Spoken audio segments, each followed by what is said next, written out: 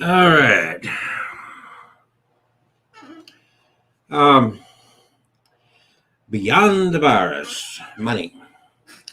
And welcome everybody to a Wednesday afternoon, 1:10 in the PM here on Wednesday, and something that besides just what talking about coronavirus um, directly.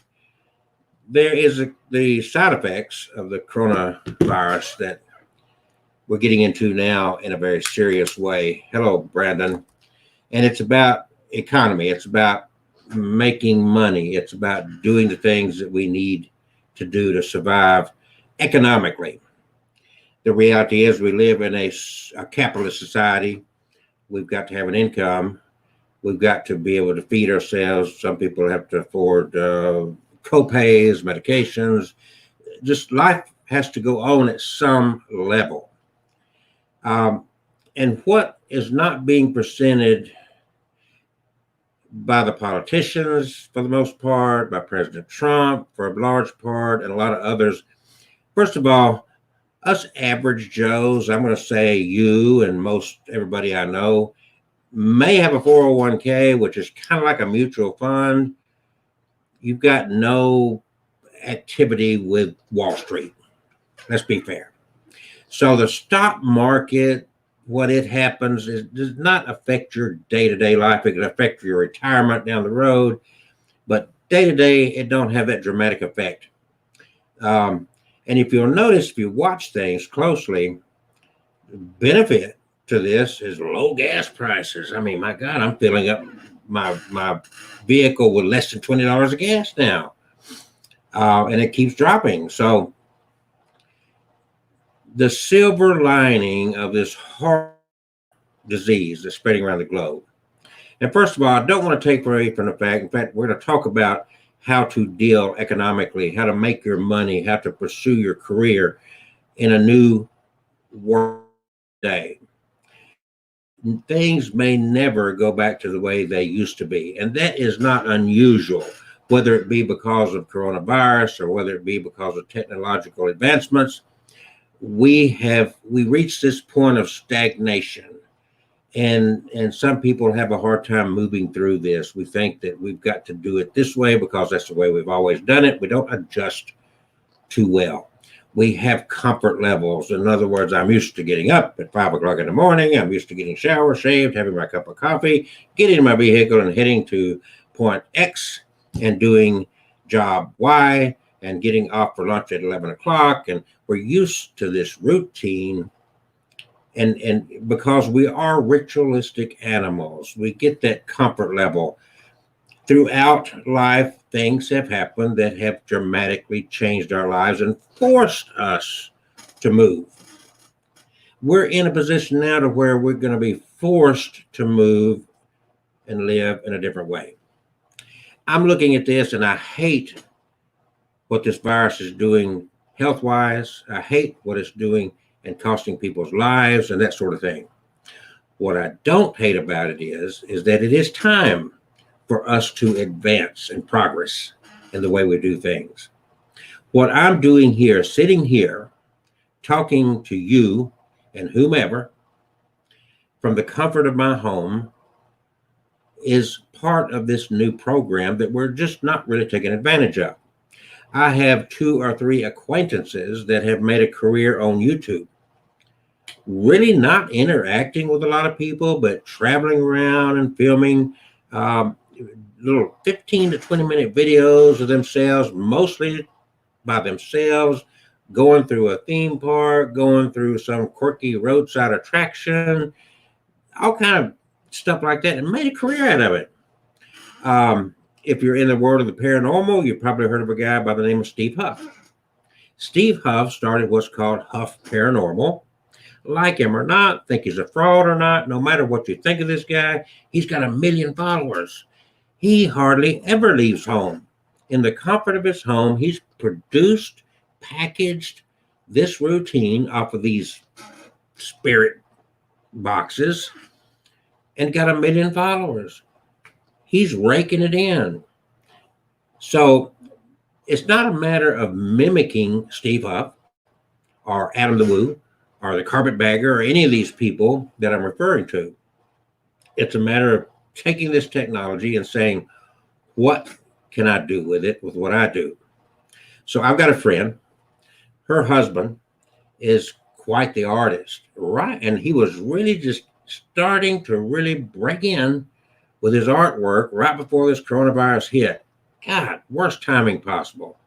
He'd just been to Chicago from Alabama to participate in this art show. He was just breaking through, and then coronavirus came along, and they were panicking. And so I encouraged them. I don't know what they've done with it. I'm not here to, I'm not going to do it for you. I don't mind sharing my thoughts and helping to prod you into being creative. But I told him, I said, create a virtual art show. Set up a room in your house or your entire house to display your art and walk through doing just like you would in an art show anywhere, except do it virtually. Have a chat box like I do over here. Stream it on YouTube, a special YouTube channel, a special Facebook page. Get it out to art people and be this part of this change, this new wave. And so it don't matter if you're because of Bigfoot. It don't matter if you're doing this because of the paranormal. It don't matter what your motivation is. It does not matter what your theme is. Clearly, you cannot construct a house virtually. I get that. You cannot repair somebody's plumbing virtually. I get that. You can practice social distancing, but people that needed a plumber are going to call a plumber regardless of this. The only thing I encourage you to do if you're going out in the public, whatever you're AC heating man or you're a plumber or you're a roofer, whatever it is, wear a mask, wear gloves, show consideration to the people that you are visiting, whose residences you're going to. Show them that you are concerned about this, whether you're concerned about your personal health or not. Express it by wearing and presenting yourself in a way that shows I'm concerned about you and your mother and your child. That's the way you're going to get business. That's the way you're going to get people's attention. Not everybody's hyped up. Some people think coronavirus is a joke. Some people think it's a hoax, whatever.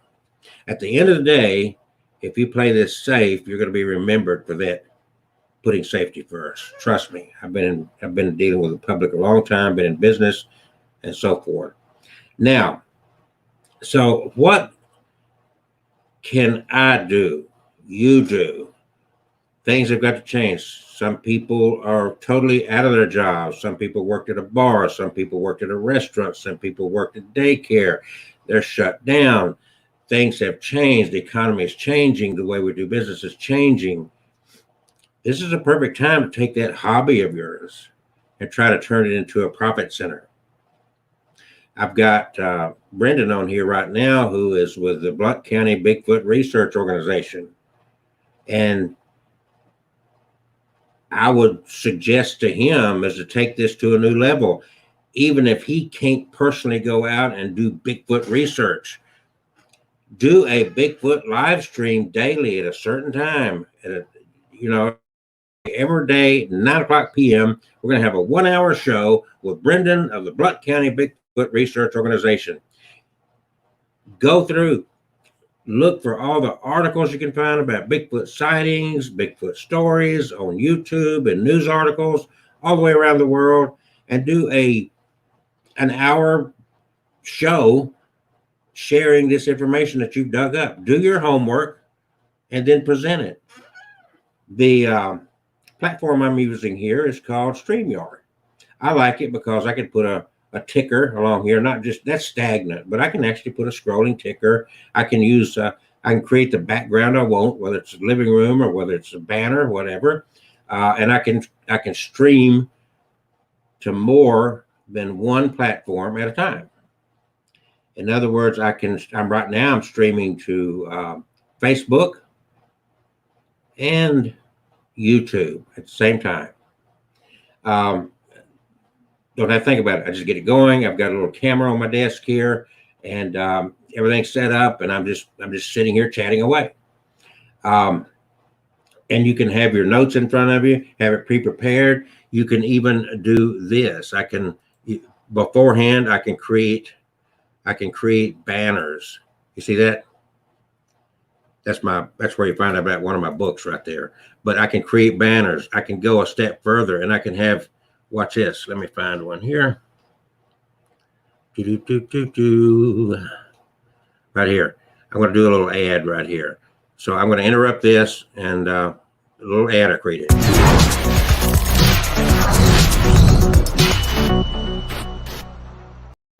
So you can create little clips. I can share. I can pull up videos off of YouTube and stream them along with this. And I'll demonstrate that to you. Let's see. Let me go over here. And I think you all know that okay. I've always felt that's not what I'm looking for. But hold on a second. Let me find this, and I will show you what we can do here. And I'm just demonstrating. Use your creativity. It don't matter. It don't matter what you're doing. But since Brandon's on here, we're going to use Bigfoot as a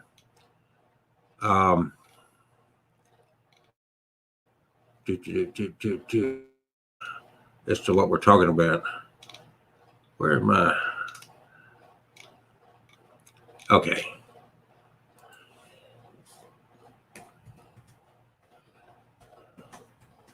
Bear with me a second. See, you do this before. You don't do it like I'm doing it. You do this all before you start broadcasting, okay? That's the way you do that. Not the way I'm doing it here, okay? So let's see. Here is all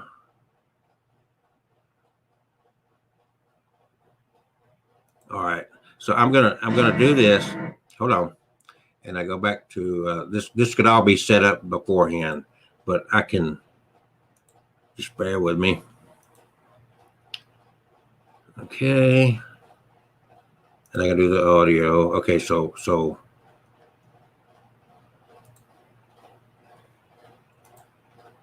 now watch this.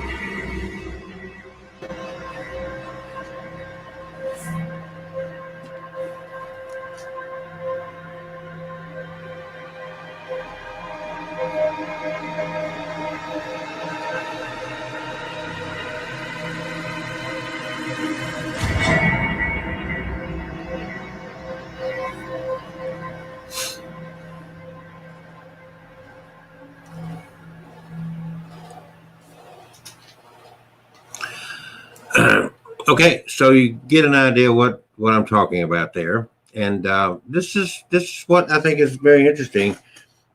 You can do it like a regular 6 o'clock news show, and it could be about the subject of your choice. You could ahead of time create your own YouTube channels on, or do a whole broadcast on what equipment should I use for looking for Bigfoot, or what are the Bigfoot hotspots in Alabama, or what's the best way for me to find the Bigfoot, or the best photographs or videos you could find on YouTube that show Bigfoot, the best proof there is of Bigfoot, all those kind of things. You could do a show on each one of those subjects over a period of time. And it don't have to be Bigfoot. You could do it on ghost hunting. You could do it on the paranormal. You could do it on any subject that you want. You could put yourself at it. If it's been your hobby, if you study this subject out, you could do a presentation daily on this subject. I'll go back to Huff Paranormal, Steve Huff, 1 million followers. I don't care what you think of the man. You cannot knock his success. Okay. It's like, I don't care what you think of Trump. You can't knock his success when it comes to, hey, he got elected, right? He's president, right? I don't care if you hate the man. You still got to say, how did he do that? Okay. You got to learn something from that. You can learn even from people that you don't like. You can say, oh, I hate this person, but study them, because you can learn something from even those people that you don't like. If they have any mark of success or having done something that you would like to do, study them, learn how they got it, learn how they got there. That's the point. Get rid of your personal emotional BS when it comes to personalities and learn something. Take something from it and grow from it. All right. So it doesn't matter what the subject matter is. We have the technology today at our fingertips. We have this technology today like never before to never leave the house and to present things and make money. Create a Patreon account. If you're not familiar with a Patreon account, just go to patreon.com. There's other methods of doing this too. Fundly is one. So there's several ways. You can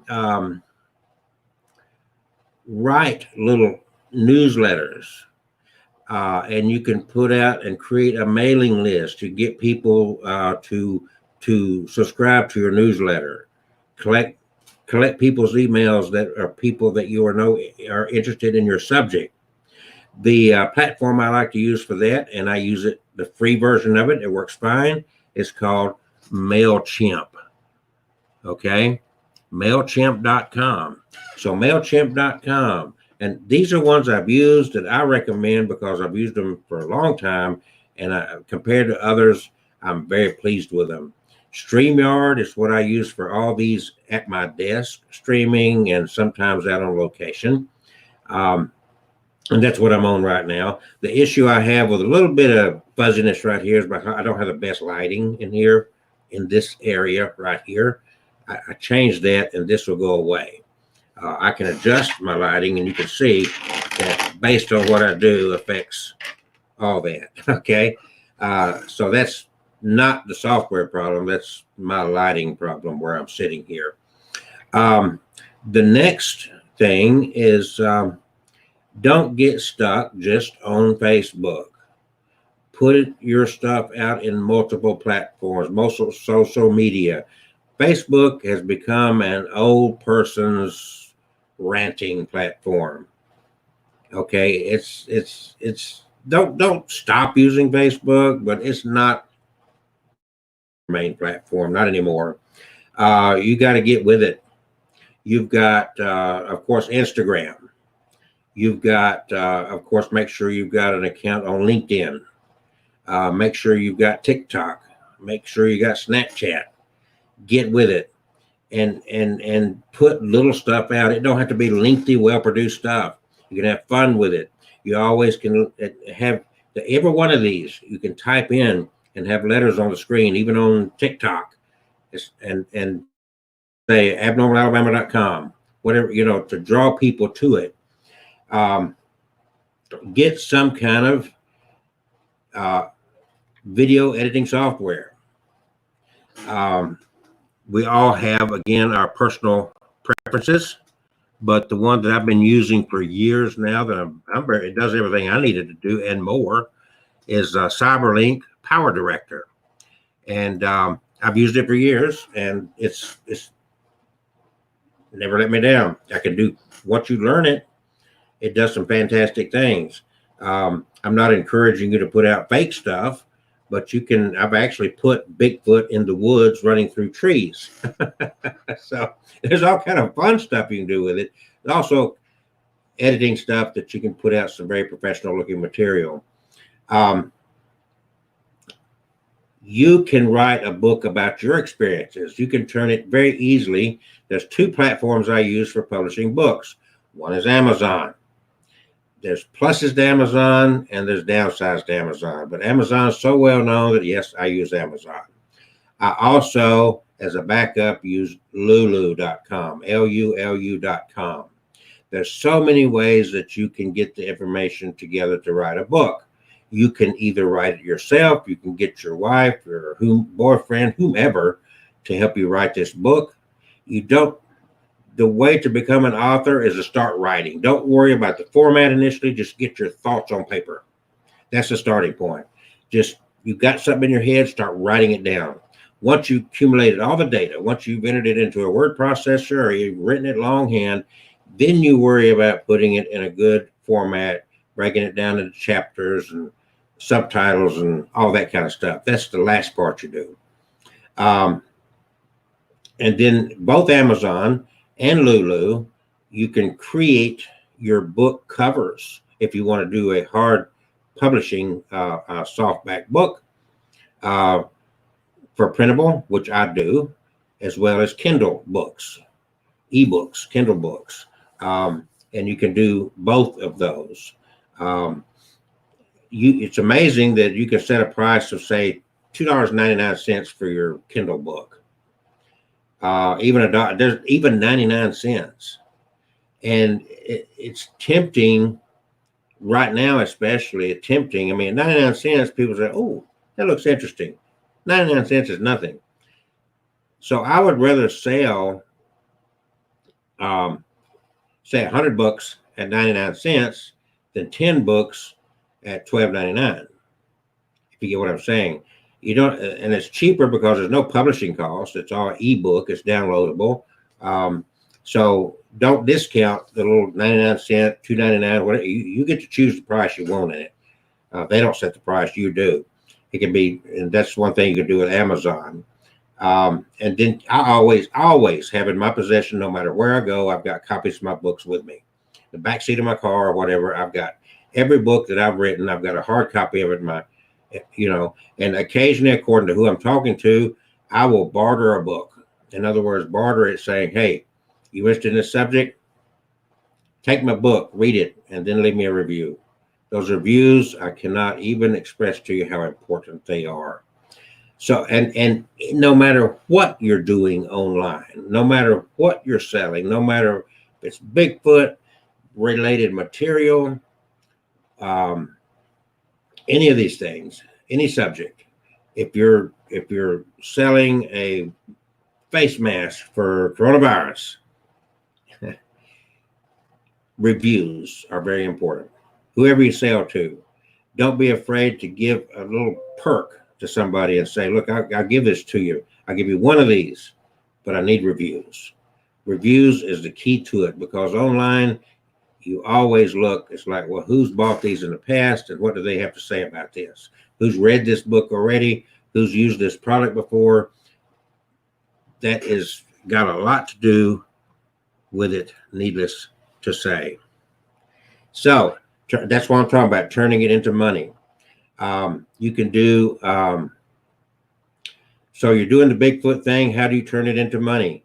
Well, you create t-shirts, ball caps, the paraphernalia. You have t-shirts, design, nifty t-shirts, Blount County Bigfoot Research, and a Bigfoot, whatever you want on that, get ideas, and then you can go to Vistaprints. If no other way, you can go to Vistaprints and order a stock of these. And the average price of these t-shirts goes for $20-25. That's what the average sells them for. The Patreon account is another way to do it. So that's one way to do it. I don't know if you know how Patreon works or not, but Patreon is kind of like a subscription service. It's a private area that your subscribers can go to, and you give them more enhanced information and perks than they got from your regular YouTube channel. So you use your YouTube channel to entice people to come over, and you set different levels of donations or subscription services. $3 a month. And $3 a month, I will come in. Maybe I'm doing a private chat with you guys once a week or whatever. And maybe I give you a video that the other people can't see. Maybe I send, one guy sends out little stickers he had prints up. So everybody that donates $3, he will mail them a postcard or something. They get some little tangible item plus the perk of being part of your private sharing of your creativity that you're elsewhere.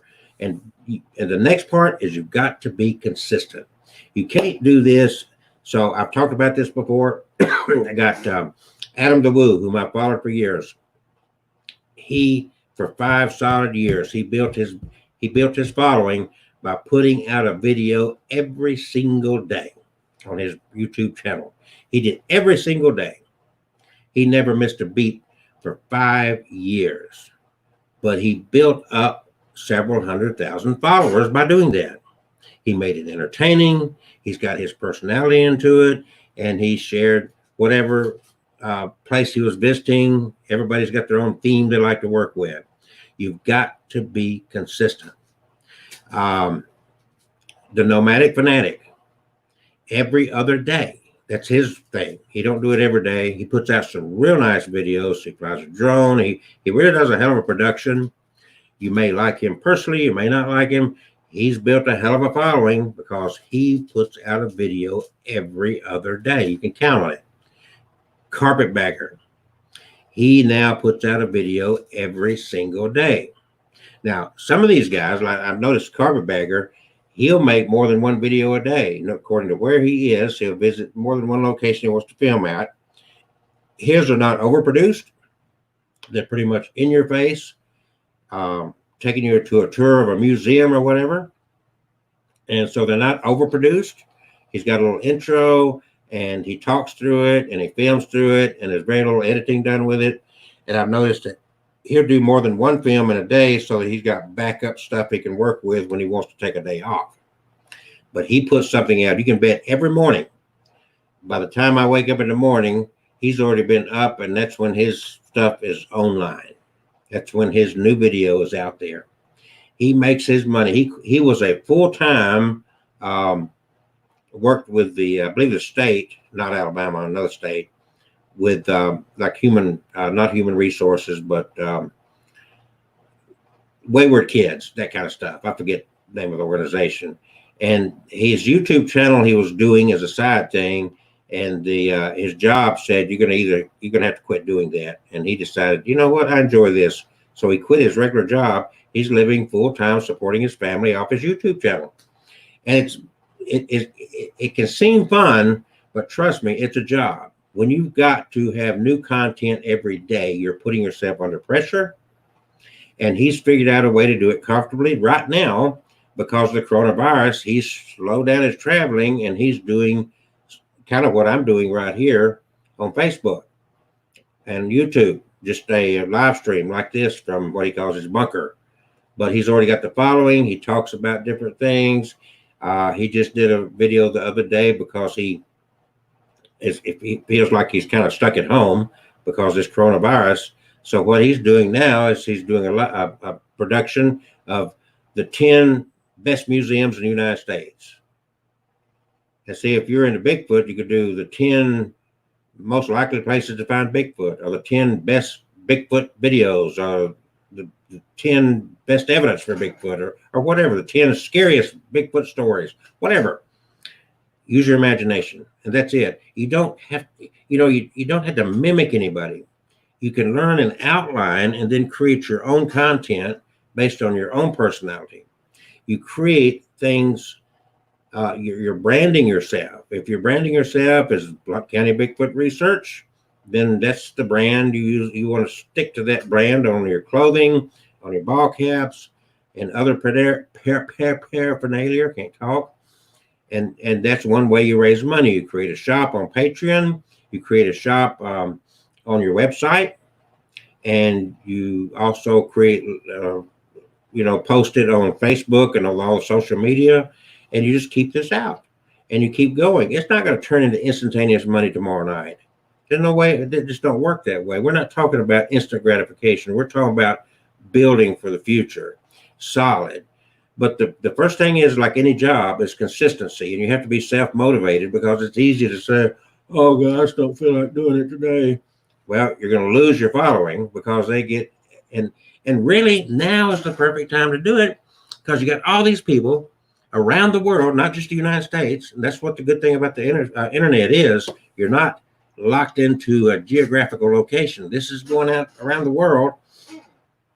So all these people now staying home, restaurants are closed, bars are closed. Oh, I'm bored. I'm tired of watching Netflix. Let me see. Oh, look, there's Brendan. He's talking about Bigfoot. Create your following. This is the perfect time to do it. This is the perfect time to get into it. And you know, you'll think of ideas of your own how to monetize this thing. You can monetize through YouTube, even though I don't do that. But you monetize through YouTube, and you're making money off of the ads that they run on your channel. Then you can find sponsors. Finding sponsors can be some local somebody say, look, I've got 1,000 followers on YouTube. You've got, and a lot of them are right here in Blount County, and you've got this oil changing shop. If you'll sponsor me for $50 a month on each one of my videos, I'll advertise you. I'll put your logo and I'll talk about how good an oil changer you are. Or a barber. Yeah, I need that, right? Or whatever. But start local, and then it'll go from there. So you're Blount County. So you build your base, build your following, and as it grows, you start hitting people up. It's like, oh, wow, okay. Now, and we're in this lockdown time. Is there somebody that delivers groceries to elderly people? You know, or so you don't have to go out. Then you go to them and say, look, I'll make a deal with you. In fact, right now, the way to start it is go to somebody that's doing some benevolent work. Get them on the phone, talk to them, say, look, I've got a YouTube channel. I don't have a tremendous lot of followings, but I want to help you out and let people know you're there. If you'll give me some information, I will freely talk about you on my video. And then at some point, you'll grow from that. And you'll say, all I ask from you is to, in return, promote my YouTube channel. So barter that. Gradually it builds, and eventually, as coronavirus loosens up, as all those places that are not going to close, you'll find that you can get some paid sponsors, just like they do. You ever go to a race, you see the race cars, they got all these stickers all over the car. People pay to have their name put on his race car. It's the same thing. So, you know, there's companies that like with the Nomadic Fanatic, they send him free products, and they'll say, you know, oh, look, you sponsor this, we'll give you this $1,000 item. They've done it with an expensive bicycle with this guy. You know what I'm saying? There's all kinds of ways to turn this into something good. Of course, you don't have the following initially. You got to build it. Consistency. Once you set a time and a date to get this stuff out, stick to it. Now, as you grow, as you get this stuff out, you do feed from your audience. Meaning feed from your audience is you'll note from them and their comments that, they'll say, oh, I wish they'd put this out on a Wednesday instead of a Monday. And you pay attention to that, and you make adjustments according to what you need to play to your audience. Now, keep in mind, when you get into this internet, cyber, virtual world of what we're doing here, you're going to have your critics, you're going to have trolls, you're going to have people that bash you, accuse you of ugly things, make up sick stories about you. That is the nature of the beast. It's always been that way on the internet. It was that way on everything from MySpace to when we had the forums. There's always people that have nothing better to do than to follow Brendan and Blount County research around and dog you out with malicious stories. The best way to deal with that, as you see it, is to ignore them, block them, keep rolling. The good thing about it is once you start getting trolls, once you start getting that kind of negative criticism, you know you're getting somewhere because they're taking their time and paying attention to you, even though it's negative attention. Do you think it bothered Donald Trump that he got criticized and all that stuff? No, that means you're a winner. When people are are talking bad about you, the whole key is they're still talking about you. You're still controlling them. So don't let that beat you down. That's a very important side note to this conversation. So yes, you can monetize it any way you want to. You can create if you upload your videos to YouTube, you can create it in a way that you can't find that video. The only way somebody can watch that video is if you share the link with them. There's better ways to do this that I'll talk about as I go along here, but on YouTube, you can control it and do it like a subscription service.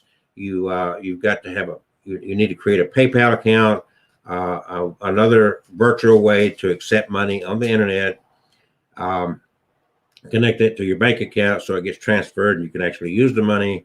But there's ways, and some ways are better than YouTube. YouTube is one way to do that. I've got other platforms I use that I can create videos, upload them, and you can't watch them unless you pay for it. If you create your website through Wix, Wix.com, they've got all kinds of neat templates that make it very easy to create a website. They have their own video hosting platform within Wix that you can subscribe to. It's like, I don't know, $10 a month or something. But they've got that set up to where it's easy for you to charge for your videos. So you get this set up, and it's like going to Netflix and you get a little trailer, a little preview of video, and it's like, oh, I want to watch that. He wants what, 99 cents for me to watch it? So that's a way. There's all kinds of ways to monetize what you're doing. But you've got, again, no matter what you're talking about, no matter what you're presenting, you've got to be, number one, consistent in your material. Meaning you've got to get it out. If it's just like a regular TV show, Walking Dead comes on at 6 o'clock on Sunday evenings on whatever channel it comes on. Well, if you deviate from that, you've lost your audience. You know? So it's like, Brandon with Blount County Bigfoot Research is going to be on Tuesday nights at 8 o'clock. They grow dependent on that. They set their clock on that. And the minute you start deviating, the minute you're a minute late, you start losing your audience.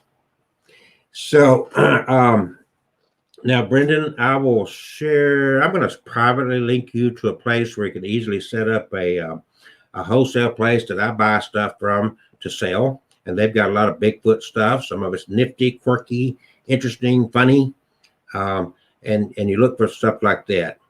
But the average T-shirt for people that's doing what we're talking about doing here runs between $20 and $25.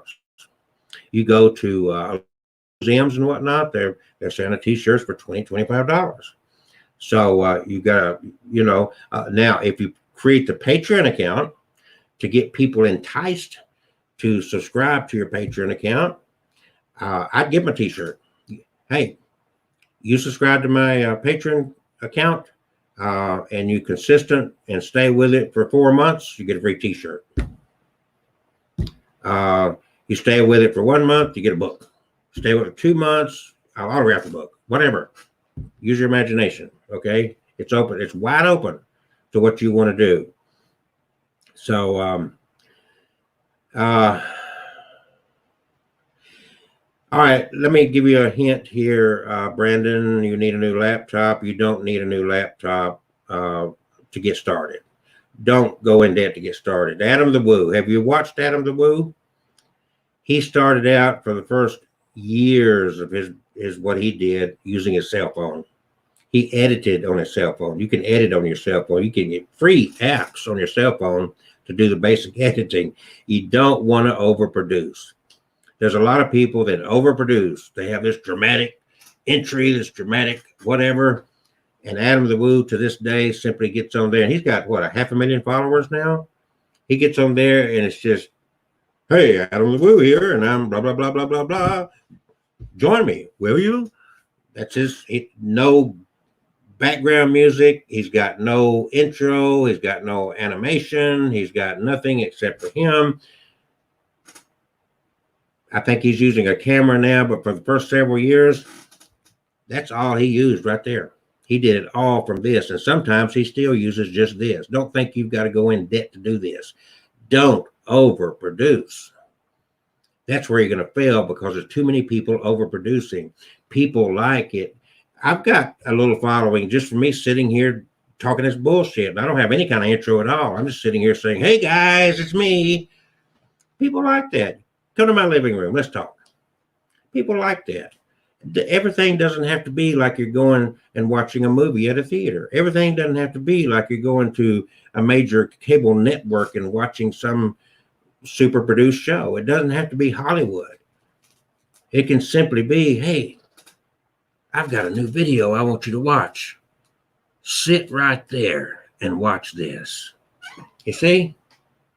There you go.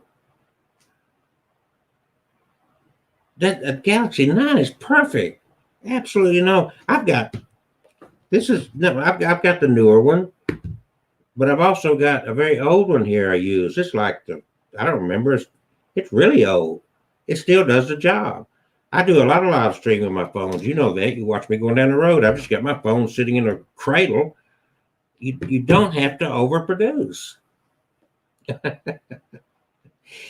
On your phone, you've got to have 1,000 subs. No question about that. You do your YouTube like I'm doing at my desk, laptop, and just a $40 cam on a little bitty tripod on my desk here. That's all it is. I'm not got any special things.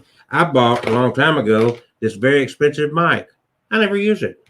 Are you having a problem hearing me? I'm just using the mic that's here, that's built into this shit. You don't have to overproduce. People, just be you and get it out there. Get started. This is the problem that a lot of people have with anything they do. They overthink it. Don't overthink it. Just get it done. Don't look for reasons not to do it. Look for reasons to do it. Don't,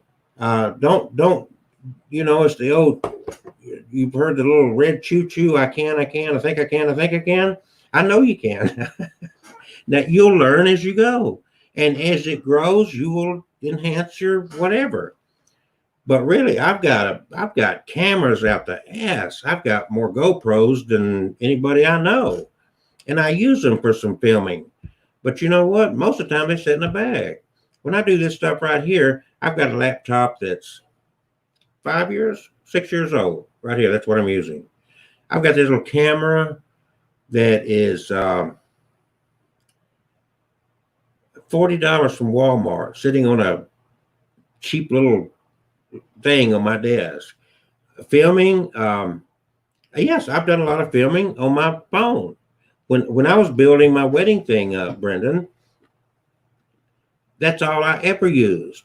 I didn't invest. I love video. Don't get me wrong. I enjoy it. I've got gimbals. I've got a lot of stuff. This is one of my favorites now. Have you ever seen this little beauty? That's a very expensive little item. It's very expensive. But I still use this as much or more because it's always with me. I capture stuff with it. And then if I want to edit, if I want to add this to other content, let's say I capture some stuff on here and other stuff on here. What I'll do directly from my phone is I'll upload what's here to my YouTube channel. Then on my laptop, I'll go to YouTube and download to my laptop what I'd uploaded here. Then I'll put that into my video editing. And believe me, you can do a lot just with the free version of Windows video editing software. You don't have to pay. Just start simple. And I'll add to it whatever I filmed with my GoPros or with this little DJI Pocket Cam. And then I can edit it all together. So yes, like I said, the films, the productions that Adam the Woo used for the first several years that built him into the hundreds of thousands of followers he's got now, he used a cell phone with a cracked screen. When you're filming on it, the cracked screen don't matter. His phone to this day is beat the hell up. Okay? So don't overthink. Just start. Trust me, compared to the early days when I had to use a more analog instead of a digital, the original camcorders I had the little tape. I had to use a tape. The quality sucked by the time you got it up on the internet, and it was a slow production. This thing is better than any camcorder. This thing has better quality video than anything we used to use just a few years ago. The quality that comes from this, we couldn't come close to for any reasonable amount of money at all just a few years ago. So don't downplay this. I don't care if the phone's beat the hell up, as long as it'll still work and your camera's there. And remember, your front camera is going to be a higher quality than your selfie camera. So I think you probably are aware of most of that already. But I'm telling you, don't overthink it. That's what kills a lot of people. I have coached a lot of people in my life because I've always been independent. I've never had a job in my life. I never wanted to look at life as having a job. That just, who needs a job? I just need to make money. I don't need a job. I just need to survive. I don't need a job. So I've always been independent. Yes, it's got its ups and downs, but I think with coronavirus, just like I've experienced other times in my life, these people that look for job security are finding out there's no security in this world.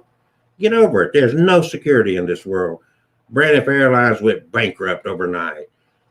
There's no security. Coronavirus now, what about how those secure jobs? Birmingham, Alabama, you ain't going to that secure job.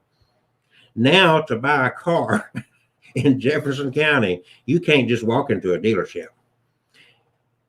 Their doors are locked. You go to Toyota, you go to Honda, and anywhere in Jefferson County, you're not getting in that showroom. Those doors are locked. There'll be a couple of sales managers in the store. You can talk to them on the phone. Okay? They will talk to you and virtually show you the car without you ever coming in. If you decide you want the car, they'll call in a salesman who'll pick up the car and drive it to your house. That's the way that the car dealerships in Birmingham are doing business right now. You've got to be versatile. You got to be creative to make this stuff happen. And your Galaxy will be just fine. It's got a great camera. You've got to be very creative. Don't get locked into the box of what everybody wants to tell you. Bill Gates created the Windows that you're used to using on your computer, unless you've got an Apple computer. Then you can thank somebody else for that. And people scoffed at him. People laughed at him. You follow what I'm saying? We used to call it IBM compatible computers. We don't even call that anymore because IBM you don't never see in consumer-based computers anymore. It's Dell, it's HP and whatnot. Because these people drug their fucking feet. Because they weren't creative. They didn't think outside the box. They didn't advance. Why is Radio Shack out of business now? Why are all these other box stores or chains that used to deal in certain things, JCPenney's, Sears, those places losing and losing and losing, Kmart and so forth, because they didn't keep up. They weren't creative. They were stuck in a rut. And this is the perfect time to change your approach because, like it or not, technology alone is going to change our approach. I knew a parts place up in Asheville, Alabama, up St. Clair County. And they sell parts for RVs and mobile homes. And they got a big warehouse, a mid-sized warehouse with these parts for storm doors and just things that fit RVs and mobile homes. And I had something I was looking for at the time, and I went there and the guy's grumbling and bitching and moaning, and this is a few years ago, because business was just slacking up. I said, do you have a website? No, I don't know fucking website. Well, you're going to lose. It's not a matter of what you want sometimes. I've got people in my family who were in the entertainment business. They were singers, they were songwriters, they were movie stars. You would, I come from a different generation, but they were well known. And if I mention names, you would recognize probably some of them immediately. But the point is that at one time, they were very well known. If they had not shifted gears, and a couple of them didn't, and you don't hear about them, they kind of lost their way because they didn't keep up with the times. One of them's two sons had created a group that just the two of them basically in a band behind them, but had a huge hit, very well known back in the 90s. And they didn't move forward. They got stuck in that rut and it became one of those one-hit wonders. You know what I'm saying? And it's that way with every part of life. You either, you know, if you snooze, you lose. I tell people all the time. So don't imitate, learn from, and create your own thing. Why would people come to me versus all these other people? Let's say that I'm a photographer and I'm wanting people to hire me to photograph their weddings. First of all, I've got to recognize there are, just in Central Alabama, there are thousands of photographers, literally. Everybody that in the last decade could go out and get a Canon camera from Best Buy became a photographer. No training, they watched a YouTube channel and quote unquote became a photographer. It's easy to build a website, to put themselves out. So I want to be a photographer. The first thing I got to ask is, why would anybody hire me? Why would anybody buy my product or service over those others? What have I got to do to be different? That's the key. Better and different. So is it, if you're like me, you never had the marketing money to get their attention. It's not like I could write $10,000 checks and mass market and get my name out there. You use clearly all the free ways to market on the internet, which I'll talk about at some point. I call it guerrilla marketing. I wrote a book about this years and years ago. It was sold all over the world. It's not in publication anymore. I can't even find my my original script for the book. But anyway, guerrilla marketing, because I've got no budget. How can I get it out there? You've got to be different. You look at people that get their difference, get their name out there and become different.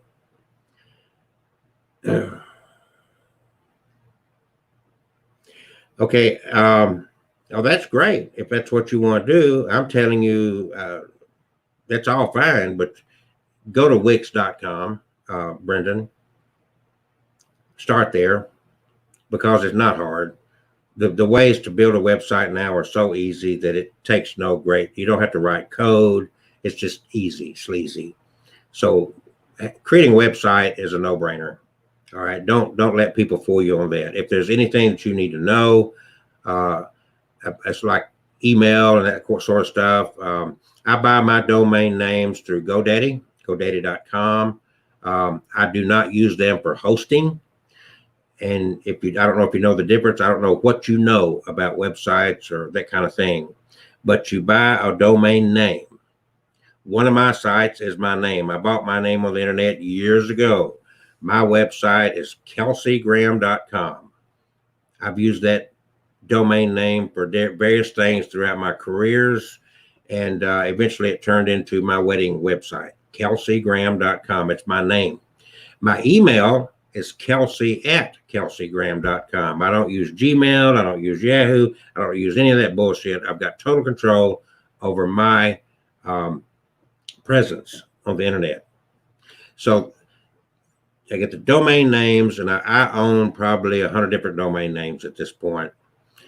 And I've created, for ease and lack of wanting to pay anybody, I created my websites mostly at Wix.com, Wix.com. And they've got templates, and I can manipulate very easily, drag and drop pictures, type in my text, easy sleazy. And then I go back to GoDaddy and I forward that domain name to that website. So Wix does my hosting. Some of my websites there I pay an extra fee for. If I don't pay a fee for their hosting, then it'll have that little ad on my websites. Some of my websites I don't care. Other my websites I do care. My church website is one of those, IOCCH, IOCCHURCH.org. I pay an extra fee. And I also, according to what you're doing, I own IOCCHURCH.org, .net, .com. Not just one of those. I want the key ones because I want to lock that in. So anyway, there's a lot of tutorials on YouTube for little details. Wix will step you through their process. There's different ones. I've got some older websites. I've got one called AlabamaGhostTours.com. AlabamaGhostTours.com. It's hosted somewhere else. I don't do a lot of it anymore. So many people got involved in the ghost hunting thing that I didn't totally lose interest in it, but I just got busy with weddings and I just don't do a lot with that anymore. It's still there. So anymore, if you've got any sense at all and you can kind of study things out as you go along, it's pretty, just click your way through it and it's not that difficult at all. You don't have to write code anymore. I learned, first of all, when I started with computers, I learned DOS, because if you didn't know DOS, you couldn't operate a computer back in those days. Bill Gates was still in high school. Then I wanted to learn the Unix operating system. I learned Unix, I learned some coding, and anymore it's just not needed for what we do, because it's all just, they've made it so easy. I mean, a fifth grader can do all this stuff with no problem at all. This has more computing power than my original computer did years ago by a long shot. This contains more and does more than my Radio Shack Model 1, first computer I ever owned, did. So don't be afraid of it. It's not that hard. Take a breath. If you have any questions, I don't mind pointing in the right direction, helping you what I can. I like it when I see people become independent. I like it when people take it and run with it and do something. There is no guarantee of success at anywhere. You've got to realize that. You're not, it's just like in the world of prepping. I belong to these prepper groups. I've been a prepper all my life. I don't view it as prepping. I can view it as living. My grandmother used to go out on the back stoop of her house to get herbs that were growing on the to use in our meals. She grew chickens in the backyard. Today they call that prepping. That was just a way of life. She canned goods. That was not prepping. That was just what we did. Her and my mom used to go out in country roads in Alabama and pick blackberries and poke salad. That wasn't prepping. That was just a way of life. So Brandon, I don't think, I think you're very capable. So don't burden yourself. Don't overcomplicate it. Keep it simple. Look up Adam the Woo on YouTube and go back to some of his older videos, like 5 years ago or whatever. He did all those videos with an older cell phone than what you got. Okay. Your cell phone is relatively new. And you'll see what I'm talking about. You don't have to take my word for any of this. I've got all these expensive little gadgets. Look at this, man. I added this to this little deal there, but that is basically my 4K camera. This thing I love. So I push this little button here, and it's a 3-axis gimbal. You see that? Have you seen this one? I've got videos out there taken with this that you would never know. I walk in and I'm recording with this. People think I'm vaping. That's how small it is. They don't even think it's a camera. They think I'm like everybody else. I'm vaping. In fact, so it's not the size that counts. You can do a lot, and if you're starting out, never start out a business in debt. When economy is tough, do your best not to spend any extra money that you don't have to spend. Do it guerrilla marketing. That's the way it should be done. Let me look for something here.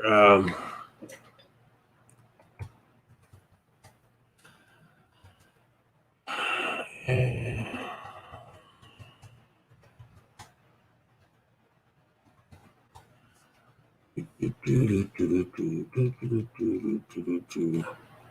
can't remember. Oh, there we go.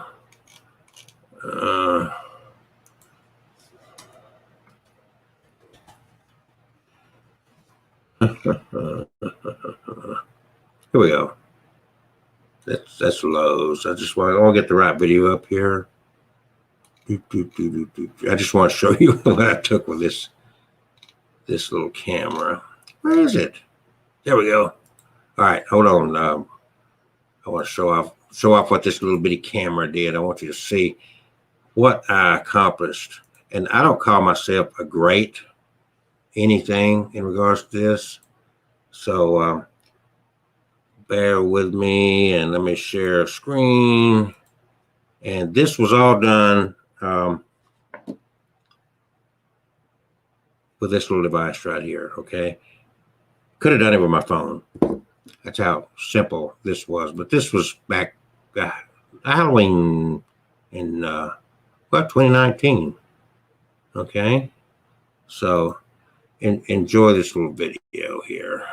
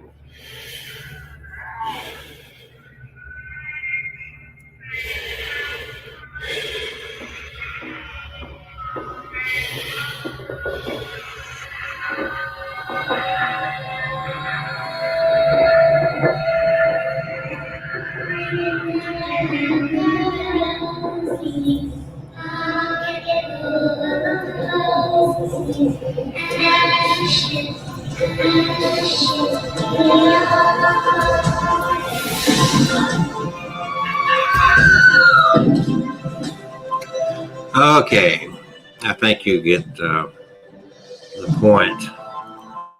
And let me silence that. Okay. So anyway, my point of that is very simple. That that was no great production. Went to a Spirit Halloween store a year ago, or last fall, and walked through and used this little camera. And when I got home, I just kind of threw it in my little editing software and kind of didn't really do much editing. The slow motion part at the beginning was controlled by a setting in the camera itself. That wasn't in post-production, but I could have done that with the software in post-production. And if you look at that, the visual aspect is one thing. I'm always thinking about what I'm seeing.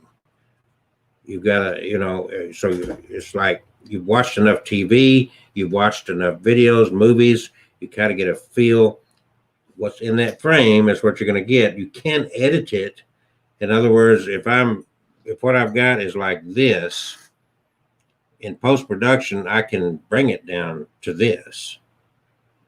But the more I get it the way I want it while I'm filming it, the less I have to do in post-production.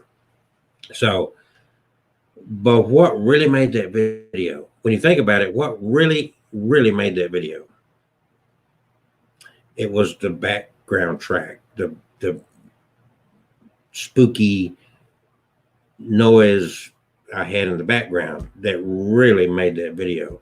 You think about it, you watch any film, any production. Now, there's all kind of ways to get the background music, and I can show that at a later date. I'm going to cut this off here in a minute. I've already been talking over an hour about this stuff. So, but my point is, the first thing is get started, make your mistakes, learn from your mistakes, and move forward. You are going to make mistakes. You are going to learn as you grow. That's life in general. Don't be afraid to make those mistakes. The people that never grow, the people that never succeed, are the people that are afraid to make mistakes. It's like I say about life. The people that never lived are the people that are afraid to die. And that's just a fact. So own your mistakes, learn from them, grow from them. The things I'm telling you now are going to change in a few years because technology is going to change. Today it's coronavirus that changes everything we're doing. Who knows what tomorrow's going to bring? That's life. That is life in the totality. So accept change, be willing to move with it, learn from life, and grow with it. And that's why I call this Beyond the Virus, because that's ultimately what it's going to come to. I'm telling my friends something right now. Oh, we can't go anywhere. There's no place to go. It's like, start writing down your feelings. Start writing down a diary of what you're going through. I remember when I was a kid, my grandmother talking about the Great Depression. She was talking about World War I. She was talking about Hitler. All these things that happened before I was born. They were fascinating, interesting stories. And I got a firsthand report from my grandmother as to what she went through and my grandfather went through, how things were in our hometown back in those days. Embrace the times. It's part of life. Make it yours. That's part of life. Take it. Hold on to it. This is my life. 9/11. These things are, I don't take away from the fact that they can't be scary, but it's like, wow, you realize there's adults. There are adults today that were not alive in 2001 when 9/11 happened. You realize that, right? I lived through it. I saw firsthand what took place and share with people my experience through these historical events. It's part of my existence. And that's important. That's important because not only should I have learned from those experiences, but future generations should learn from those experiences as well. When I was in the 6th grade up in Limestone County, Alabama, history teacher, Miss Davis, was the quintessential old maid school teacher. She loved her subject, and I loved her as a teacher. She was the quintessential old maid, ugly woman, but her personality was so vibrant. She had such charisma that you did not pay attention to her old maid look. And she was so excited about her subject that you had to wear a raincoat to sit on the front seats of her classroom because she spit as she talked, because she was excited about what she did. Be excited. Have passion for what you're doing. Make it yours. Don't mimic anybody. Be you. 100%. Don't be afraid to be you. You are never going to please everybody. You're never going to get 100% of anything from anybody. It's your time between your birth and your death. Own it, take it, grab it, embrace it, each and every single moment of it. You look back at your life, you're going to find that some of the greatest experiences you had in your life was when you were flat fucking broke. And now all of a sudden as an adult, you're scared to fuck to death. What changed? The only thing that changed was you. That's the only thing that changed was you and your view of life, because adulthood scared the shit out of you. Keep that childlike quality of like, wow, you're going to die anyway. I'm the one that wears the shirt that says future course. Be realistic. I tell these preppers, they get overboard with the prepping. I believe in practical prepping. I wrote the book on practical prepping. Literally, it's found on Amazon.com. At the end of the day, you're going to lose this battle. At the end of the day, death is going to win. It's not the destination that's the concern. It is the journey. Embrace the journey, all levels of the journey. So I'm stuck at home. I'm stuck at freaking home. How many times in your life you thought, man, I wish I could just lay around the house? Now you can and you're bitching about it? All right, Brendan. I'm going to shut this down. I've been going for over an hour and 15 minutes. Keep in mind, none of this was scripted. I got no notes on my desk. It's all right here. And I hope you're smart enough that you don't need notes and that you'll accumulate this data as you go through life so that you can speak with passion, so that you can speak with charisma, and you don't have, it all comes from right here. That's the important thing. Christians crack me up because they are concerned about having the 10 Commandments written on a freaking stone. Are you kidding me? If it means something to you, shouldn't it be written right here?